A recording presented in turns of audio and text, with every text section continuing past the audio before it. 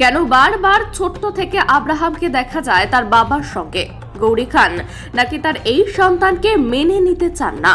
জানুন প্রকৃত সত্য।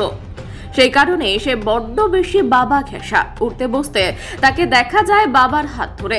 যেখানে গিয়েছেন শাহরুখ, ছোট থেকে আব্রাহাম সেখানে সেখানে গিয়েছে। শত কাজের মাঝেও শাহরুখ তার প্রতি বিশেষ নজর দিতে ভুলেননি। সে কেকেআর ম্যাচের খেলার মাঠ হোক কিংবা তার স্কুলের অভিভাবকদের মিটিং, ছেলের রেজাল্টও সকলের সঙ্গে ভাগ করে নিতে দেখা যায় তাকে।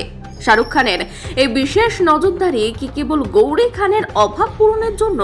এই প্রশ্ন বহুজন অতীতেও তুলেছেন, আজও তুলছেন। তবে কোথাও গিয়ে যেন সময় এই তথ্যকে ভুল প্রমাণ করে দিয়েছে। শাহরুখ খান একাধিকবার জানিয়েছিলেন যে গৌরী খানের মা হওয়া নিয়ে বেশ কিছু সমস্যা রয়েছে।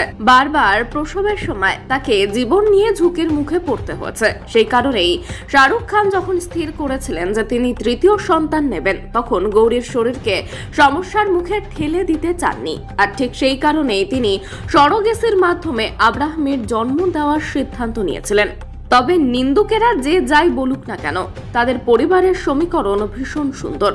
গৌরীর বিরুদ্ধে গিয়ে নয়, বরং গৌরীর স্বাস্থ্যের জন্যই শাহরুখ খান এমনটা করেছিলেন। বর্তমানে আব্রাহামকে মা গৌরীর সঙ্গেও একাধিকবার দেখা যায়। দুই ছেলে এক মেয়ে নিয়ে শাহরুখের সুখের পরিবার কোনোদিনও ভাঙন ধরেনি। কিং খান তার পরিবার নিয়ে এতটাই যত্নশীল।